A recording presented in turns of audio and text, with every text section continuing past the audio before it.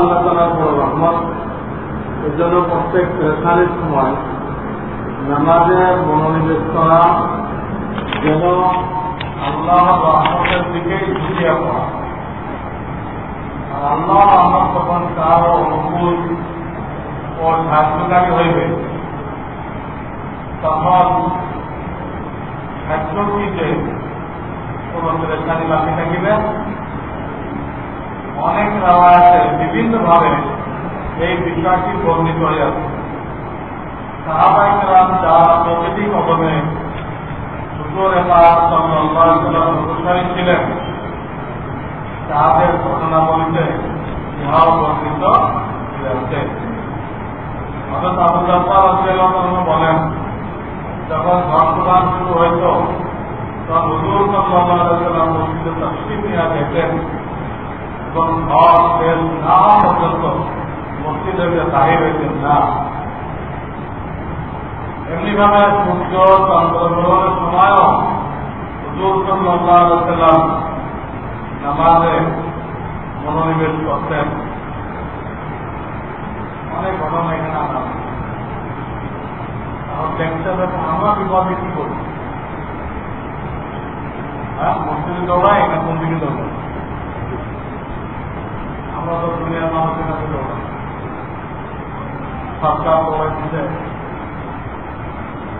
হ্যাঁ, বড় বড় পুরী শক্তির কাছে। আমরা দৌড়াই দিচ্ছি সরকারের কাছে, ডাক্তারের কাছে। এটা না যায় না। আগে আপনার আমার কর্তব্য প্রেরণাটি আসছে আল্লাহকে,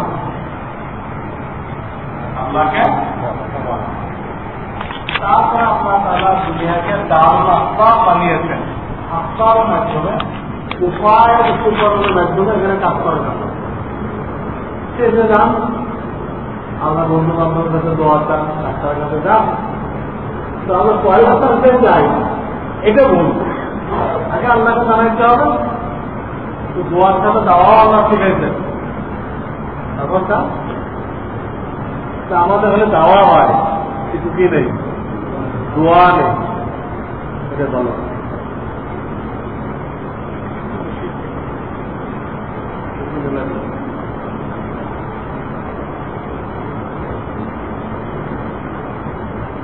জীবী ফরজ পূরণ করে ভিসা পাওয়ার চেষ্টা করা কি জায়েজ আছে? প্রথম কথা হলো, আপনি ঈমান কতটুকু মজবুত করেছেন। আপনি যে কাফেরদের দেশে যেতে চান, তার আগে আপনার নিজের ঈমানের খবর দিতে হবে। ওইসব দেশে যে ঈমান শিখানো অত সহজ। যখন আপনার দাওয়াতি মেজাজ না হবে, ঠিক না, ওখানে গেলে আপনি ওইখানে রঙে রঙিন হয়ে যাবেন। আপনার ছেলে পেলেও নামাজ করতে পারবেন। এত স্বাধীনতা সেখানে দেওয়া হয়েছে যে আপনার মেয়ে ছেলেদেরকে নিয়ে আসবে, কিছুই করতে পারবেন। কিন্তু পাগলের দেশ লন্ডন, আমি বলি পাগলের দেশ। কেন বললাম পাগলের দেশ? কোন মেয়ে যদি ছেলে বন্ধু বান্ধবকে নিয়ে বাড়িতে না আসে, তো বাপ মাসের হিসাব হয়ে গেছে। আমার মেয়ের কোন মানসিক রোগ আছে, কোন বয়ফ্রেন্ড আনতে পারে না, ডাক্তারের কাছে দিয়েছে, মেয়েকে চিকিৎসা করে। আপনি কি বলবেন? সেটা চিকিৎসিত পাগল। তার মেয়ে কেন বয়ফ্রেন্ড আনতে পারলো না, তাই নিজের মেয়েকে ডাক্তারের কাছে দিচ্ছে। এটা আপনি যদি শিক্ষিত বলতে পারেন, আমি তো আল্লাহ তাআলা প্রতিনিধি, আমি তো পাগল বলবেন না বলে।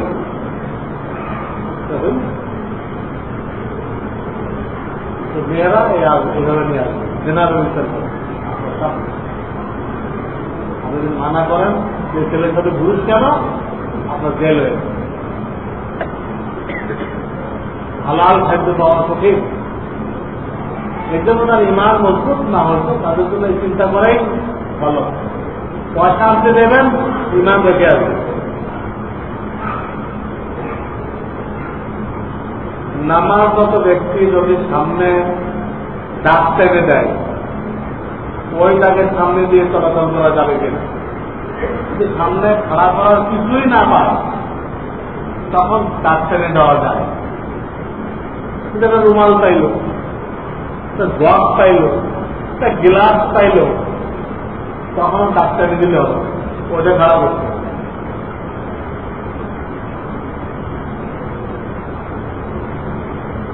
একজন গরিব লোকের বাড়ি বানিয়ে দেওয়ার উদ্দেশ্যে 2 বছরের জাকাতের সমপরিমাণ টাকা প্রয়োজন।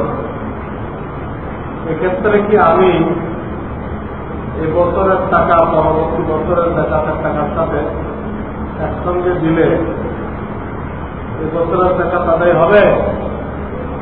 জাকাতটা অ্যাডভান্স করা যায়, সামনের বছরের জাকাত আপনি এখনো দিতে পারেন, যায় না। কিন্তু আর একটা সমস্যা এখানে আছে, একজনকে একবারে এত পরিমাণ জাকাতের টাকা দেওয়া যায় না, দিলে মাকরুহ হয়, সে নিজে নির্ধারণের মালিক হয়ে গেল। বর্তমান মার্কেটে 20,000 টাকায় নেশাবের মালিক হয়, 30,000 টাকায় নেশাবের মালিক হয়। যদি একজনকে 20,000 কম রাখতে হবে, 2 বছরের টাকা দিলে কি 20,000 কম থাকবে না বেশি হয়ে যাবে? এটা মাকরুহ হয়ে গেল, টাকা তাদের হবে কিন্তু মাকরুহ হয়ে গেল, আপনি গুনাহগার হয়ে যাবেন।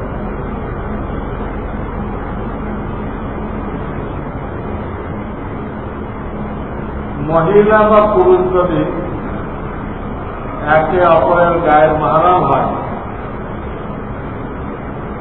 তবে কি একজনের ভোটা আরেকজন খেতে পারবে? খেতে পারবে না। ছেলে মেয়ে গায়ের মাহরাম, গায়ের মাহরাম মানে কি?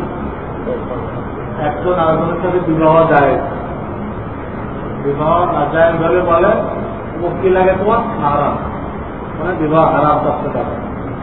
মেয়েদের তো মামা কি হারাম, ভাই কি হারাম, কিন্তু খালাতো ভাই গায়ের মাহরাম, তার সাথে বিবাহ যায়, যার সাথে বিবাহ যায় তারা একজন আরেকজনের ঝুঁকা খাইছিল। ঝুঁকা মানে কি? 1 গ্লাস পানি খাইছে, কিছুটা রয়েছে, খালাতো ভাই, খালাতো বোনে খাইতে পারবে, বোনে খাইছে, ওই বাড়িতে আরেকটু তরকারি রয়েছে, ওটা খালাতো খেতে পারবে, খাইতে পারবে না, মাকরুহ। বাড়ি মেহমান আসছিল, তারা খাইছে, হাত টাত লাগে আর অর্ধেকটা ফিরে আসে, আপনার দিদি খাইতে পারবে না, আপনার দিদির জন্য তারা অপরিচিত না, এটা তারা খাইতে পারবে, ফিরে আসছে মেহমানদের সামনে থেকে, আপনি খান, আপনার ছেলেরা খান, আপনার দিদিও খাবে না, আপনার বড় মেয়েও খাবে না। কাদের দুটা গায়ের মাহরামদের দুটা। মাযহাব কি? মাযহাব কি মানতে হবে? জান্নাতে যাওয়ার জন্য আল্লাহ তাআলা 4টে রাস্তা বরাদ্দ করছে। এই মসজিদে আসার জন্য 2টা রাস্তা, একটা দক্ষিণ দিকে, একটা উত্তর দিকে। কটা রাস্তা আছে? 2টা। আসতে গেলে আপনাকে এই 2টা রাস্তা দিয়ে আসতে হবে, আমরা হেলিকপ্টার দিয়ে আসতে হবে, হেলিকপ্টার আসতে হবে, আমরা এই 2 রাস্তা। এই মসজিদে আসার 2টা রাস্তা, ব্যস্ত যাওয়ার কটা রাস্তা আছে? 4টে রাস্তা। 4ও রাস্তা ব্যস্তের গেটে এসে মিলছে। আপনি ব্যস্তে যেতে গেলে 15টা রাস্তা আপনার কাটতে হবে। মাযহাব মানলেন না, কোন রাস্তায় নেই, কোন রাস্তায় নেই। যে রাস্তাগুলো ব্যস্তের গেটে আসছে কোনটাতে নেই। আপনি বুঝেন কই যাবে না, আপনি যে রাস্তায় চলতেছেন ওটা ব্যস্তের গেটে আসে। দলিল এ আয়াত, ومن يشاقق الرسول ويتبع غير سبيل المؤمنين نوله ما تولى ونصله جهنم। আল্লাহ বলেন মুমিনদের রাস্তা ছেড়ে যে অন্য রাস্তায় চলবে আমি তাকে জাহান্নামে প্রবেশ করাবো। মাযহাব মানা এই সেটা 1300 বছর পর্যন্ত মোমিনদের রাস্তা। আর মাযহাব না মানা এখন ইংরেজের আমল থেকে শুরু হয়েছে। ইংরেজের আমল থেকে মাযহাব না মানার রাস্তা চালু হয়েছে। 1300 বছর আগে ছিল, বুঝে কই যাবে না।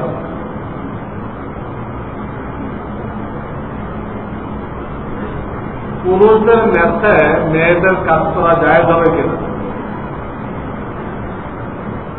ওখানে কাজ করতে গেলে বেপর্দা হবে না? বেপর্দা হতে পারে, আরো এক্সিডেন্ট হতে পারে, বুঝছেন না? যায় তারা কোন পুরুষকে দিয়ে কাজ করানোর ব্যবস্থা করে।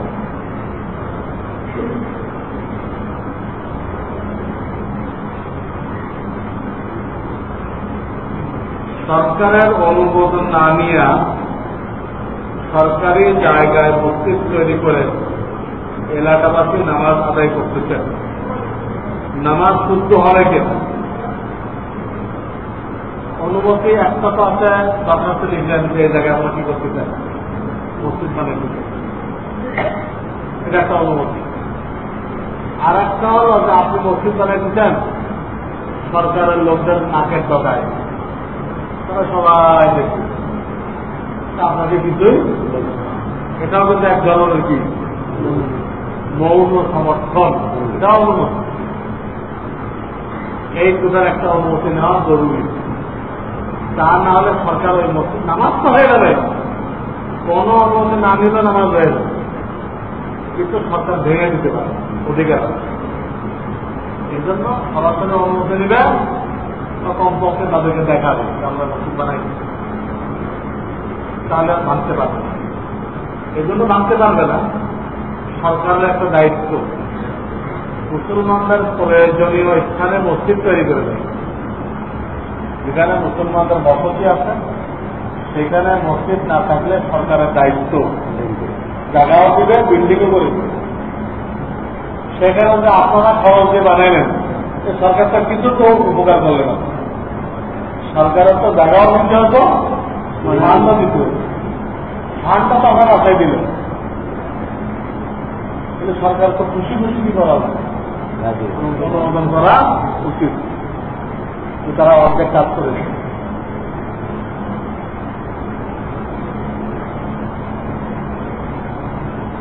মহিলাদেরকে কোরআনের হাফেজা বানানো যায় যাচ্ছে কিনা? আমার এক মেয়ে মাশাআল্লাহ হাফেজা হয়ে গেছে,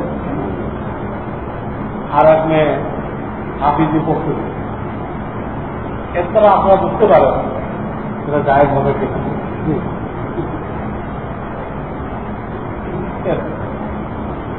আপনি দেখছেন যে মেয়েদেরকে হাতে জানানো যাবে কিনা, বলুন আমার এক মেয়ে হাফেজা হয়ে গেছে, বিয়েও হয়ে গেছে,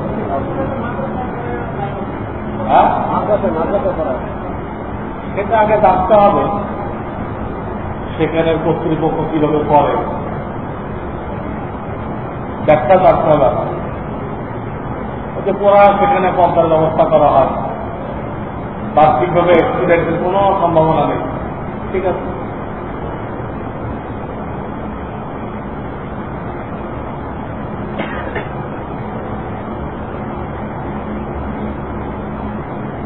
আমি ছাত্র পড়াই, কিন্তু পড়াই লিখতে অন্তত ইয়া দিয়ে, বুঝতেন নাকি?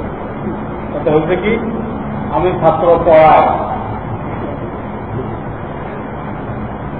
তাদেরকে নামাজ রোজা হালাল হারাম ন্যায় অন্যায় সম্পর্কে বুঝায়,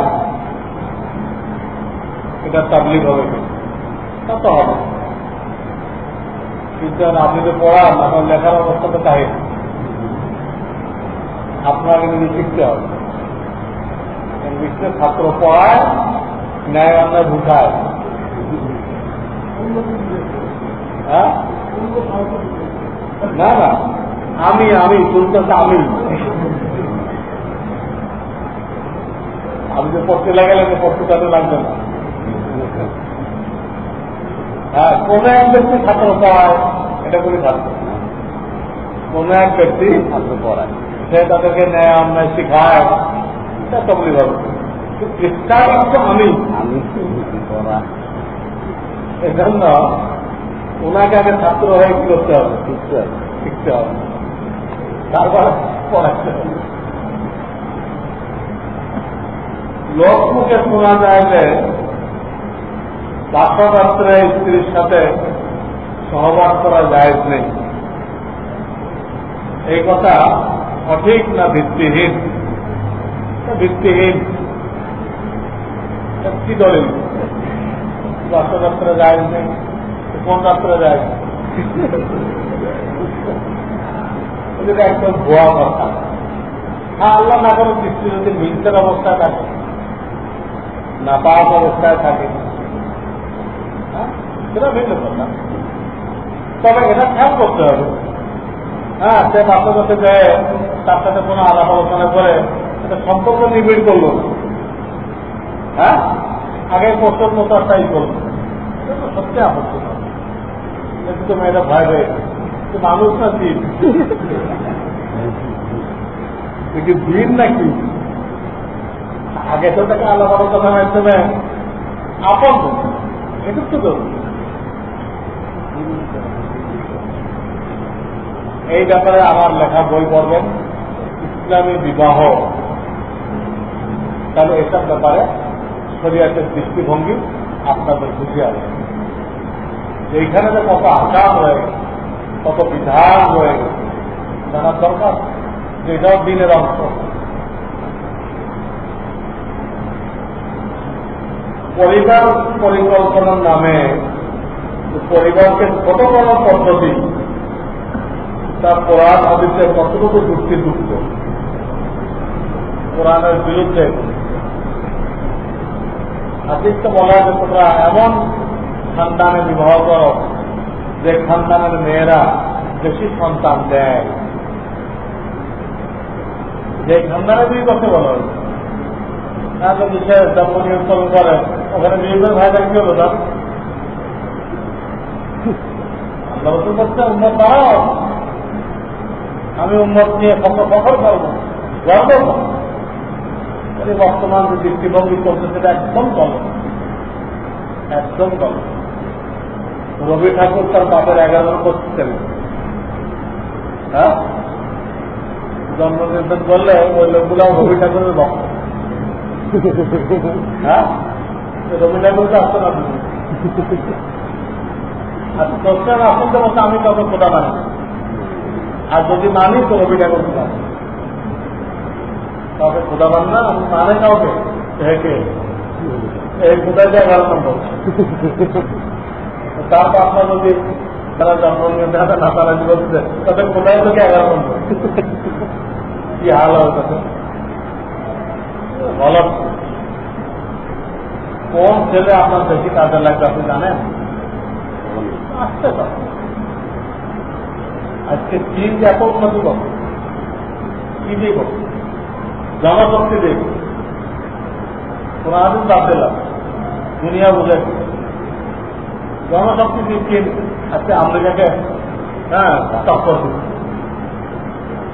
যেদিন হাত পড়ে একদম হাতে নেই জনশক্তি। মানুষ বলে গেছে রাষ্ট্রীতে আসতে দাও, ওদের খাওয়া দাওয়া তোমার চিন্তা করতে পারে, ওই পয়সা করে এত তারা মাল সাপ্লাই দিচ্ছে আমেরিকাকে কলকাতা করে।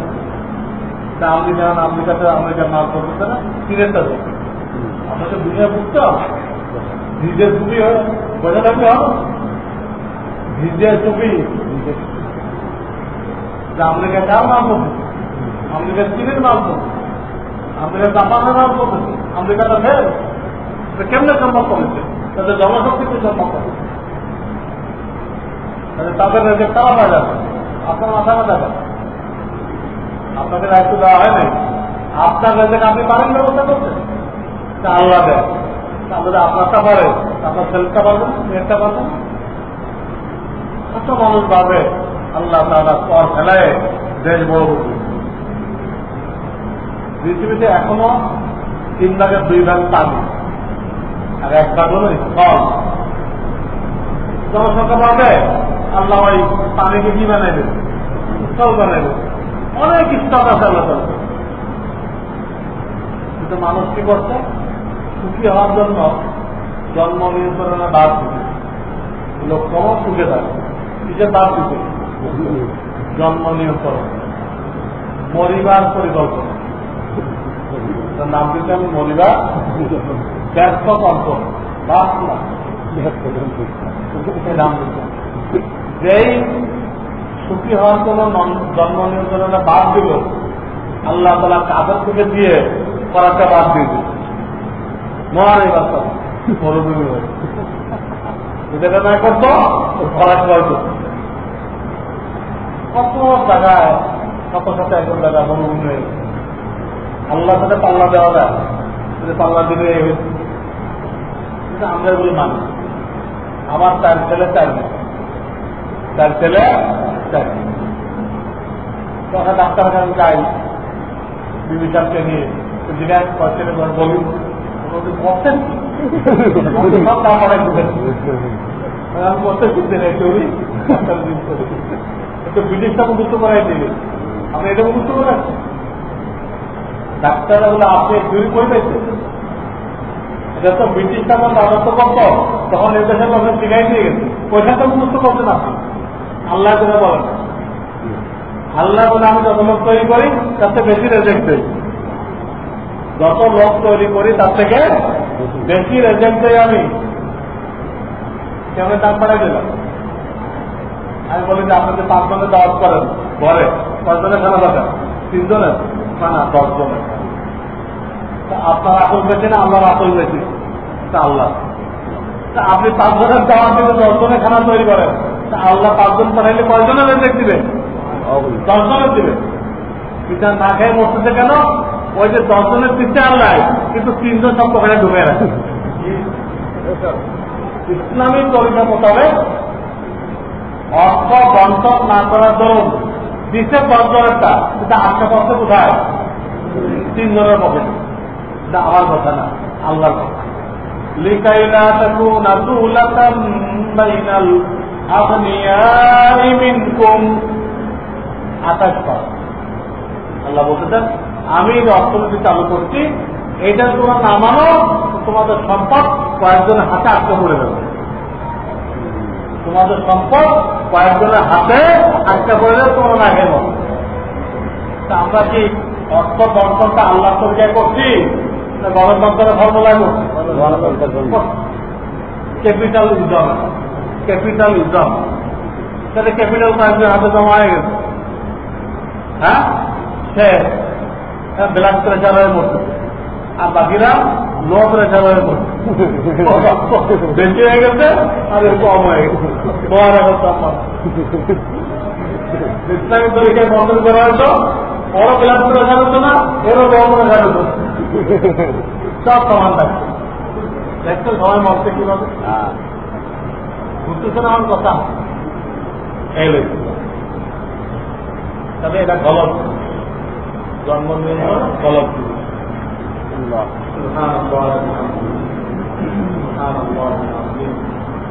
اللهم صل على محمد النبي وعلى آله وصحبه تسليما. اللهم أرنا الحق حقا وارزقنا اتباعه وأرنا الباطل باطلا وارزقنا اجتنابه. يا أول الأولين يا آخر الآخرين يا ذا القوة المتين يا راحم المساكين يا حي يا قيوم برحمتك نستغيث. أصلح لنا شأننا كله ولا تكلنا إلى أنفسنا طرفة عين. سبحان ربك رب العزة عما يصفون وسلام على المرسلين والحمد لله رب العالمين.